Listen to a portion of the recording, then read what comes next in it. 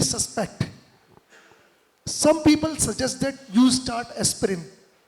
Is it a right practice, wrong practice? Because recently in my hospital, नहीं sir, day 10, tell those people to read up again Kawasaki. So I got your point, but they said we can prevent the coronary aneurysm and all. No. Sir, in fact, no. aspirin has got no See, role, aspirin doesn't no prevent, anti-inflammatory. and these steroids, IVIG and steroids may, but sometimes, some evidence that probably they would decrease or later on help in remodeling. That's as of now. Aspirin is only given for its anti-platelet function and the initial anti-inflammatory to settle.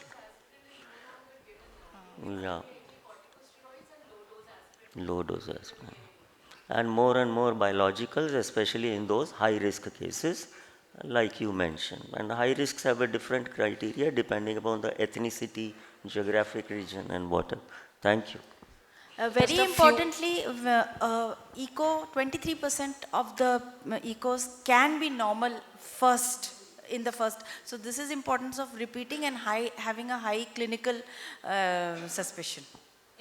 In fact, towards the end of first week, there are soft signs on echo. You will appreciate that echogenicity, increased coronary artery echogenicity, loss of tapering can be there. And the So difference these between things do earlier, suggest. the difference between MISC and ECO is, sir, earlier MISC used to have more of LV dysfunction, more of mitral regurgitation, more of tricuspid regurgitation, whereas Kawasaki has typical coronary dilatation. Here they have more of pericardial effusion, so that is the difference. So these two difference and importance of recurrent echo, then we can pick them up. So few comments, like you said, this last child with HLH. So he had CNS presentation. So CNS HLH is also a known entity where you will have hemophagocytes in the CSF. And actually differentiating between primary and secondary is now very, very blurred. We used to say that genetic ones are primary and any trigger, any infection, anything can trigger the secondary HLH.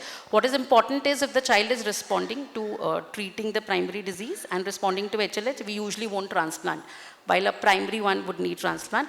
And but last comment, like in the cases that you have highlighted very beautifully, all these cases with rheumatological problems can actually present like leukemias also. So clinical presentation would be similar.